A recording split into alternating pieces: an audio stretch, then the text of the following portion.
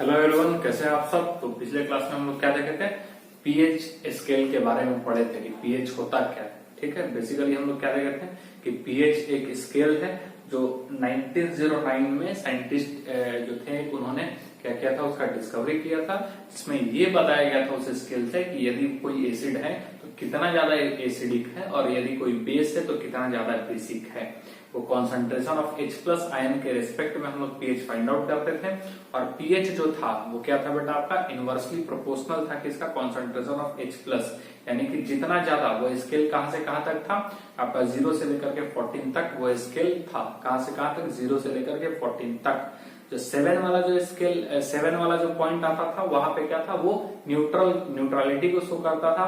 0 से लेकर के 7 तक यदि हम बात करें, 7 से पहले तक वो एसिडिक बिहेवियर शो करता था और 7 के बाद जो है 14 तक वो किस चीज को शो करता है, वो बेसिक कैरेक्टर को शो करता है। और 7 एग्जैक्ट जो नंबर रहेगा उस स्केल में वो किस चीज को शो करेगा, वो शो करेगा न्यूट्रलिटी को। और हम लोग पढ़े थे कि प्योर वाटर जो होता है वो बेटा एक्चुअली क्या होता है आपका, यस न्यूट्रल होता है, यानी कि उसका पीएच वैल्यू क्या होता है 7। ठीक, और हम लोग क्या पढ़े कि पीएच जो होगा वो इनवर्सली प्रोपोर्शनल टू होगा concentration of H plus ion, यानी कि जितना ज्यादा concentration of H plus ion होगा, यानी कि वाटर में जब हम एसिड को डिसॉल्व करेंगे तो जितना ज्यादा H प्लस आयन में वो डिसोसिएट होगा उतना ही कम उसका पीएच का वैल्यू होगा, यानी उतना ही ज्यादा वो क्या होगा, एसिडिक होगा। हम लोग चार्ट भी पढ़े थे जिसमें कंसंट्रेटेड एसिड का जो आपका पीएच था वो अप्रॉक्स 0 आ रहा था और डाइल्यूट एसिड का कितना आ रहा था, सल्फ्यूरिक एसिड का वो अप्रॉक्स 1 आ रहा था। आ रहा बात समझ में। और यदि हम बात करें क्या बोलते हैं बेसिक का, तो जितना कम concentration of H plus ion होगा, यानी कि एक तरह से हम कह सकते हैं कि जितना ज्यादा OH का कॉन्सेंट्रेशन होगा, सॉरी जितना कम OH का कॉन्सेंट्रेशन होगा, या ऐसे भी सुनते OH के टर्म्स में डायरेक्टली प्रोपोर्शनल हो जाएगा। ठीक है, OH के टर्म्स में वो कहा जाएगा डायरेक्टली प्रोपोर्शनल और H के टर्म्स में हो जाएगा इनवर्सली प्रोपोर्शनल। तो यदि आप H के रिस्पेक्ट में ही बात करना चाहते हैं तो H जितना ज्यादा बढ़ते जाएगा पीएच उतना कम होते जाएगा, यानी एसिडिक, और H जितना कम होते जाएगा तो हम मान लेते हैं कि OH बढ़ता जाएगा। तो H जितना कम होते जाएगा आपका पीएच का वैल्यू क्या हो जाएगा बेटा, उतना ही बढ़ते जाएगा, और जितना आपका पीएच का वैल्यू बढ़ता हुआ जाएगा उतना ही वो बेसिक कैरेक्टर होगा, यानी कि 7 से ग्रेटर देन होते जाएगा और वो क्या हो जाएगा आपका बेसिक कैरेक्टर। इतना कुछ सारा कुछ हम लोग देख चुके थे, कौन ज्यादा बेसिक, कौन कम बेसिक, कौन ज्यादा एसिडिक, कौन कम एसिडिक। ठीक है, अब जो हम लोग देखने वाले हैं यहाँ से आज का क्लास में हम लोग देखने वाले हैं यूनिवर्सल इंडिकेटर। क्या देखने वाले हैं बेटा, यूनिवर्सल इंडिकेटर।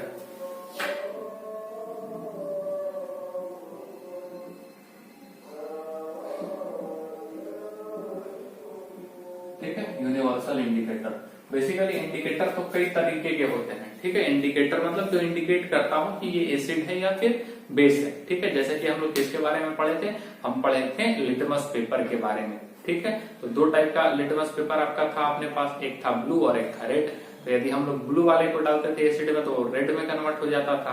इससे पता चलता था कि जो गिवन सब्सटेंस है वो क्या है, एसिड है। और जो रेड वाला था उसको हम लोग बेस में डालेंगे तो किस में कन्वर्ट हो जाएगा, यस ब्लू में। तो जिससे पता चलता था वो बेसिक इन नेचर है। और उल्टा करके डालोगे तो कोई चेंजेस नहीं आएगा। तो इससे ये तो पता चलता था कि हाँ भैया ये एसिडिक है, और दूसरे वाले से ये पता चलता था कि वो बेसिक है।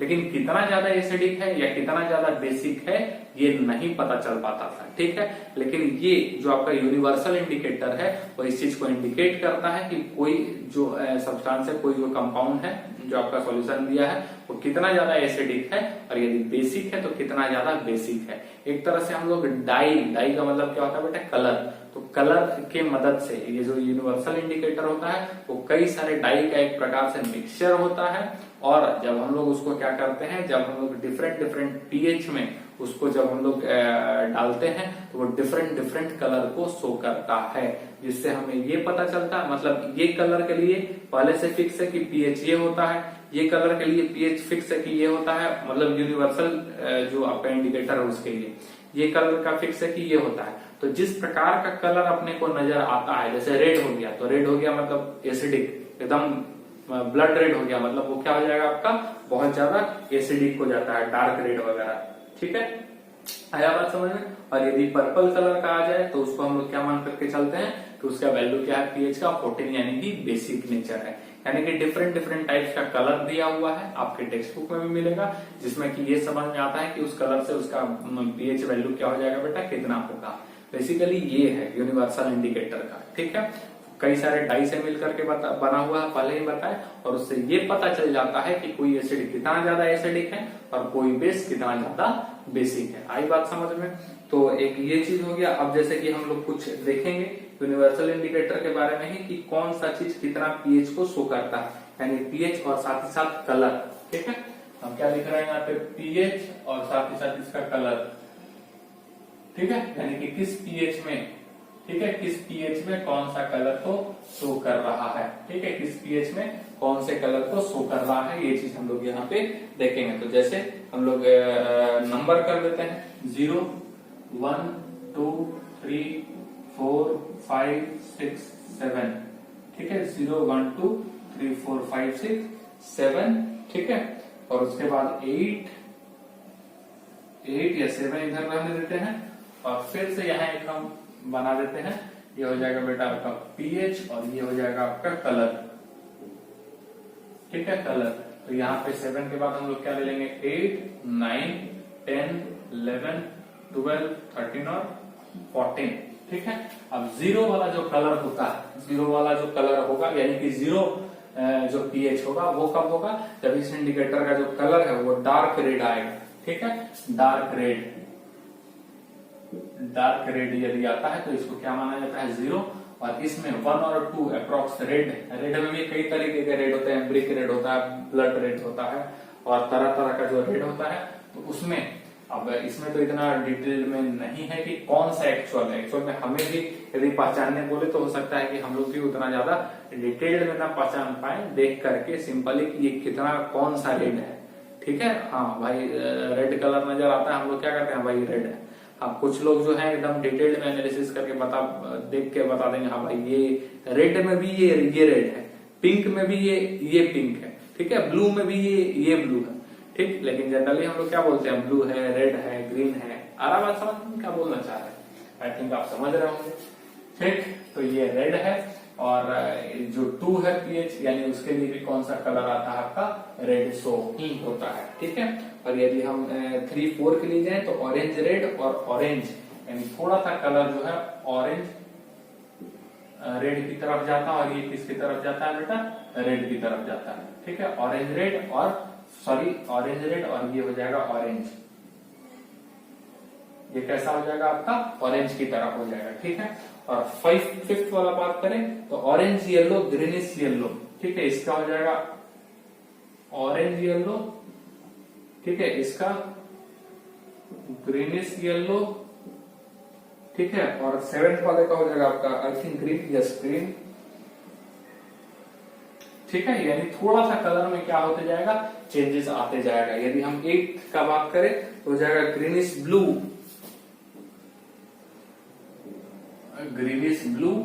तो ग्रीनिश के साथ ब्लू आ गया, ठीक है। तो हम क्या कर देंगे यहाँ पे, अगला हो जाएगा आपका ब्लू। 9th वाला कौन सा हो जाएगा, ब्लू। 10th का यदि हम बात करें तो 10th का नेवी ब्लू पर्पल, ठीक है, इसका होगा नेवी ब्लू, ये होगा पर्पल, ठीक है। उसके बाद आपका हो जाएगा डार्क पर्पल, ठीक है, पर्पल के बाद होगा डार्क पर्पल,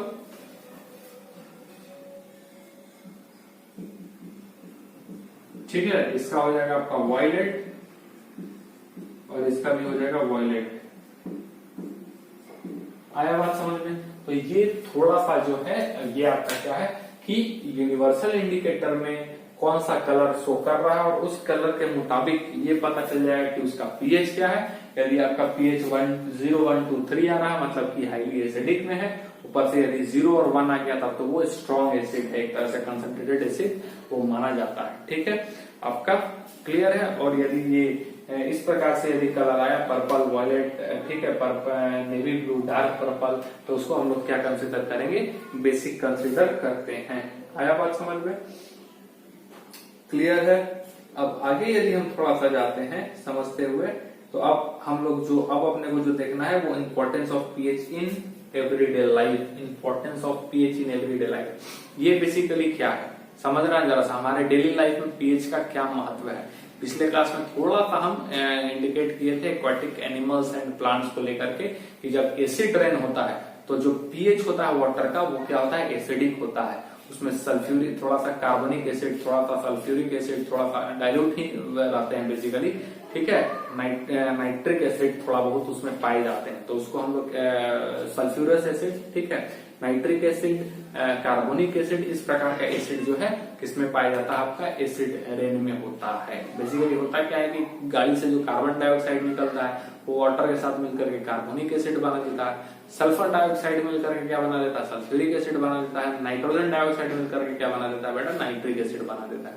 तो बेसिकली इससे पीएच ऑफ रेन वाटर जो होता है क्या रिड्यूस हो जाता है, यानी कि वो एसिडिक नेचर का बिहेवियर शो करने लगता है। Is that clear? और जिससे प्लांट्स एंड एक्वाटिक्स में परेशानी आता है। खैर वो तो इसी का एक पॉइंट है, लेकिन हम लोग समझते हैं पहला पॉइंट जो है वो है pH in our digestive system, यानी कि pH in our digestive system क्या, हम लोग जो खाते हैं, ठीक है, खाना हमारे उसको ब्रेक डाउन करने के लिए भी किसी चीज का जरूरत पड़ता है बेटा, एसिड का जरूरत करता है। उस खाने को उस फूड को ब्रेक डाउन करने के लिए, तोड़ने के लिए, ठीक है, उसको अगले प्रोसेस में ले जाने के लिए किसका जरूरत पड़ता है, हल्का एसिड का जरूरत पड़ता है जो हमारे स्टमक में पहले से मौजूद है, ठीक है। अब होता क्या है, हम जो खाना खाते हैं उस दौरान कई बार हमारा फूड जो होता है वो काफी स्पाइसी होता है, काफी थोड़ा सा एसिडिक नेचर उसमें जो होता है वो जनरेट हो जाता है, या पहले से मौजूद रहता है। मसाला वगैरह आप खाइएगा तो थोड़ा सा स्पाइसी सुनते होंगे, एसिडिटी हो गया किसी को, ठीक है। तो उस प्रकार से वो हम लोग जब फूड खाते हैं तो वो एक तो पहले से स्टमक में अपना क्या है, एसिड है, और उसके प्रवेश से हमारे जो स्टमक में जो है वो एसिडिक जो आपका नेचर होता है, यानी कि एसिडिक जो आपका एक तरह से कहें एसिडिटी जो होता है, यानी कि एसिड का जो क्वांटिटी जो होता है, अमाउंट जो होता है वो और ज्यादा बढ़ जाता है, जिससे जो है बेचैनी लगने लग जाता है, ठीक है, सर दर्द देने लगता है, कई का पेट दर्द देने लगता है, किसी को बहुत ज्यादा हो जाता है तो बाद में फिर वोमिटिंग वगैरह भी आपको देखने को या सुनने को मिलता होगा। Is that clear? तो वो क्या होगा कि आपके स्टमक में पीएच के वैल्यू को क्या कर दिया है, रिड्यूस, और रिड्यूस करने के कारण जो है आपको एसिडिटी का प्रॉब्लम होता है। अब चूंकि एसिड का कैरेक्टर बढ़ा है तो उसको हम लोग मिनिमाइज करने के लिए क्या लेते हैं, न्यूट्रलाइज करने के लिए बेस का इस्तेमाल करते हैं, एंटा एसिड का इस्तेमाल करते हैं, जिसको हम लोग इनो आप नाम सुने होंगे, इनो ले लिए पेट में, जो बोलता है मतलब छोटा सा पानी में थोड़ा सा जो आपका रहता है 5-7 रुपए में जो आता है उसका पाउच, मिला दिए पानी में, तुरंत पी गए, ठीक है, तो कहता है 6 सेकंड में एसिडिटी गायब। तो वो क्या करता है, बेसिकली बेस रहता है, और बेस का घोल हम लोग पानी में मिला करके पीते हैं, और पीने के बाद पेट में जाने के बाद वो तुरंत एसिड के साथ रिएक्ट करता है और न्यूट्रलाइजेशन रिएक्शन को शो करता है, एसिडिटी को जो है वो कम कर देता है, गैस बनाकर जो आपके पेट में गैस या फिर एसिडिटी रहता है उसको क्या करता है बेटा, बाहर निकालता है। Is that clear? ये समझ में आ रहा है? और हम लोग इस्तेमाल करते हैं बेस के तौर पे, क्या इस्तेमाल कर सकते हैं आप खुद बताइए, मैग्नीशियम हाइड्रोक्साइड, जिसको मिल्क ऑफ मैग्नीशियम कहता है, सोडियम हाइड्रोजन कार्बोनेट, ये सब बेटा क्या है, आपका बेस है, जो कि इंग्रेडिएंट होता है बेसिकली किसका, इनो वगैरह जो होता है। और दवा आपका एसी लॉक जो होता है, पेन 40 करके, ये मेडिकल में मिलते हैं, ये सब गैस का दवा है या एसिडिटी का दवा है, जो कि एसिडिक कैरेक्टर को अपने बॉडी में क्या करता है, स्टमक में रिड्यूस करने का काम करता है, ठीक है। यदि दूसरा हम पॉइंट की तरफ आने बढ़े, ठीक है, तो दूसरा पॉइंट आपका किस चीज को बोलता है, पीएच चेंज एज कॉज,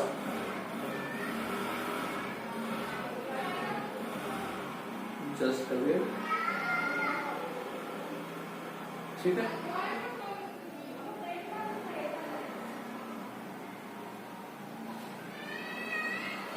ठीक है, पीएच बढ़ने के कारण हमारे मुंह में कैविटी का होना, ठीक है। तो बेसिकली होता क्या है कि हमारे मुंह में जो बैक्टीरिया होते हैं, ठीक है, वो ऊपर, ठीक है, मुंह में जो हमारे पेट में नहीं, मुंह में जो हमारे बैक्टीरिया होता है वो बेसिकली क्या होता है कि जब हम लोग अपने खाने में शुगर रहता है, कोई चीज हम मीठा चीज खा रहे हैं या चॉकलेट खा रहे हैं या कोई भी चीज उस प्रकार से हो जिसमें खाने में आपको क्या मिले, शुगर मिले, तो वो शुगर जब हमारे मुंह में जाता है तो बैक्टीरिया उसको ब्रेक डाउन कर देता है किसमें, एसिड्स में, ठीक है। यानी कि एक तरह से एसिडिक कैरेक्टर को क्या करता है, हमारे मुंह के अंदर में बढ़ा देता है, यानी कि हमारे मुंह का माउथ का जो पीएच रहता है उसको रिड्यूस कर देता है। और रिड्यूस करने के कारण बेसिकली क्या होता है, आपका जो आपका टीथ रहता है, जो हमारा दांत रहता है, ठीक है, उसमें जो वो एसिडिक कैरेक्टर जो है वो कंप्लीटली उसको एसिडिफाइड कर देगा और हमारा दांत जो है वो कमजोर हो जाता है, उसका एनिमल्स जो होते हैं वो क्या होते हैं बेटा, कमजोर हो जाते हैं। तो कैविटी का प्रॉब्लम आने का डर रहता है,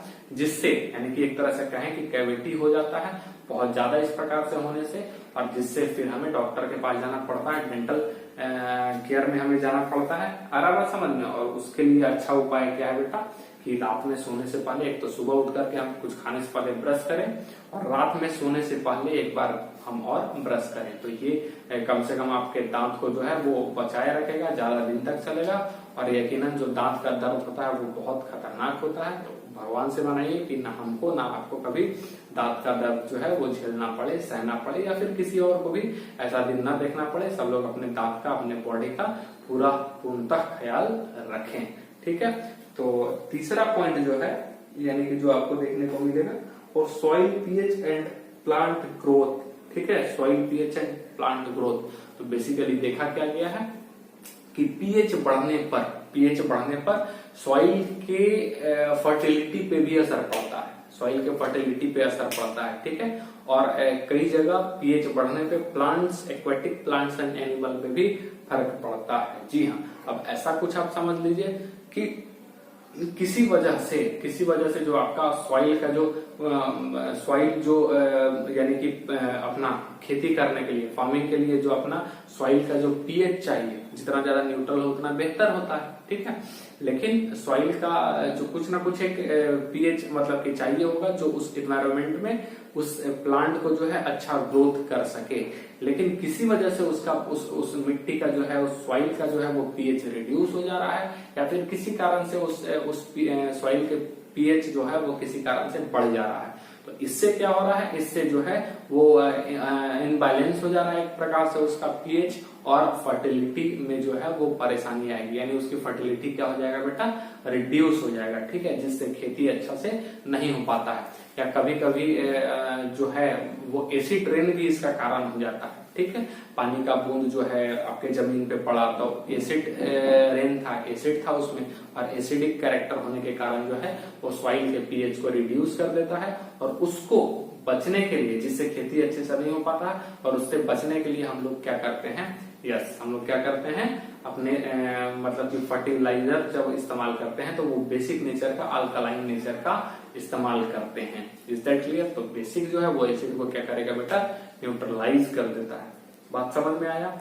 और जो एक्वेटिक जो प्लांट एनिमल का बात कर रहे हैं, तो कई दफा ऐसा होता है कि पानी बारिश हुआ, ठीक है, तो जो आपके तालाब में जो मछलियां रहती हैं, ठीक है, तालाब में मछली या फिर और भी कछुए या फिर और भी तरह तरह के जो हम छोटे मोटे जो हम पशु पालन करते हैं, मत्स्य पालन करते हैं, ठीक है, तो उसमें होता क्या है कि वो उनको भी उस पानी में रहने के लिए एक पीएच की आवश्यकता होती है, ठीक है, यानी कि ना तो ज्यादा एसिडिक ना तो ज्यादा बेस, एक तरह से न्यूट्रल चीज मिले तो ज्यादा बेहतर होता है उनके लिए। लेकिन कई बार अनफॉर्चुनेटली होता ऐसा है कि जो बारिश का पानी है वो एसिडिक है, ठीक है, और वो उसका भी रीजन क्या, उसका भी रीजन हम खुद हैं, क्योंकि वो क्यों होता है, पॉल्यूशन के कारण। जितना ज्यादा हम pollution, carbon dioxide, sulphur dioxide, nitrogen dioxide, ठीक है, कार्बन मोनोऑक्साइड, नाइट्रोजन मोनोऑक्साइड, इस प्रकार से जितना गैस रिलीज करेंगे जो हमारे एनवायरमेंट को अनबैलेंस करता है, उतना ही ज्यादा वो हमारे लिए ही हमको वापस लौट आता है, ठीक है। आज नहीं तो कल, आज कोरोना महामारी जो पूरे वर्ल्ड में फैला है, कोविड-19 का पेंडेमिक सिचुएशन जो आया है, उसका कहीं ना कहीं हम और आप रिस्पॉन्सिबल हैं, ठीक है, कहीं ना कहीं हम और आप रिस्पॉन्सिबल हैं।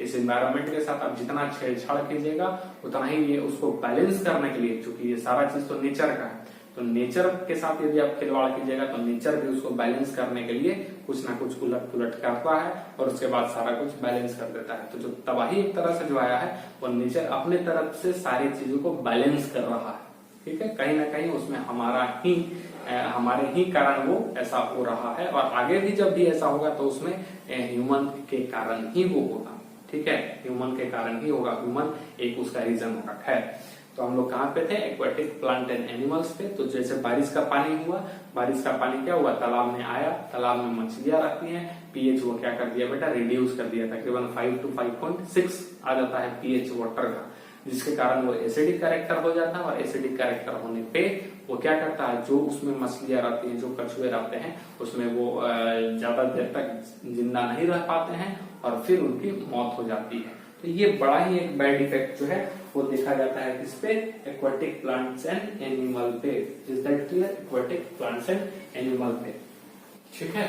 और फोर्थ वाला जो है वो भी काफी इंपॉर्टेंट है। कुछ ऐसा भी देखा गया है, कुछ प्लांट्स और एनिमल जो अपने बचाव के लिए, ठीक है, जो अपने बचाव के लिए क्या करते हैं, अपने रक्षा के लिए, अपने बचाव के लिए उनमें एसिड या फिर बेस कुछ ऐसा चीज होता है जो जरूरत पड़ने पे इस्तेमाल करते हैं और काफी प्रभावित करते हैं कभी कभी इंसानों को, ठीक है। आप देखे होंगे हनी बी, ठीक, तो वो उसका छत्ता लगा हुआ रहता है जिसमें पूरा हनी लगा हुआ रहता है, लेकिन यदि आप उसको पत्थर से फेंक करके मारिएगा तो वो फिर आपके पीछे हाथ धो करके पीछे पड़ेगा और वो आपको बहुत ही कष्ट देकर के काटेंगे, ठीक है, काटेंगे। और जिससे आपको क्या होगा बेटा, आपके बॉडी में एक तरह से एसिडिक कैरेक्टर जो है वो बढ़ जाएगा। जो काटेंगे, डंक मारना उसको कहते हैं हिंदी में, ठीक है।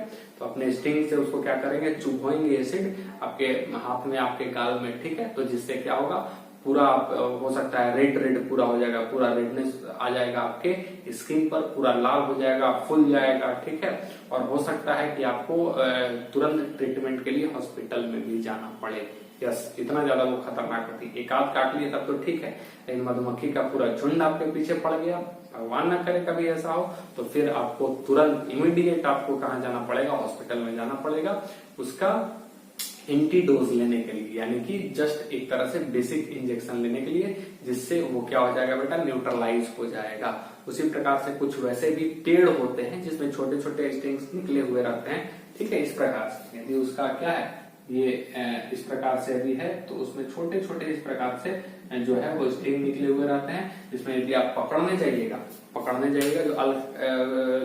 जाइएगा तो आपके हाथों में वो एकदम छोटा सा रेशा की तरह होता है, जो आपके हाथ में चुभ जाएगा और चुभने पे फिर वही उसमें मिथेनोइक एसिड होता है, वो आपके अंदर गड़ जाएगा और आपको काफी परेशान करेगा, इरिटेट आप होइएगा, ठीक है, रेड हो जाएगा पूरा, हो सकता है ब्लड भी वहां से निकले और काफी परेशानी होगा, ठीक है, काफी इरिटेशन होगा। तो वही बचने का उपाय क्या, बेसिक जो भी रहेगा आपका, आपके पास मिल्क ऑफ मैग्नेशिया हो, क्विटोनाइन हो, उस प्रकार का जो भी हो आप वहां पे लगाएं तो आपको क्या मिलेगा, रिलैक्स मिलेगा। तो इस प्रकार से छोटा मोटा जो चीज है वो जो आपका किससे रिलेटेड था, पीएच, हमारे डेली लाइफ में पीएच का क्या रोल है उस पर रिलेटेड था। इस क्लास में हम लोग कुछ क्वेश्चंस भी करेंगे, हम आपको सीट के तौर पे देंगे, उसके बाद फिर हम लोग सॉल्ट जो है उसके तरफ हम लोग आगे बढ़ेंगे।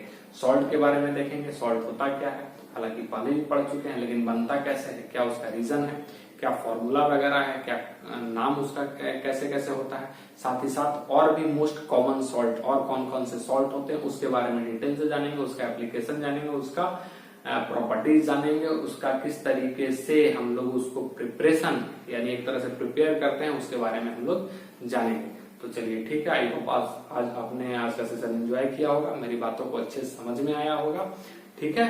तो अगले सेशन में हम लोग फिर से मिलते हैं, टिल देन गुड बाय।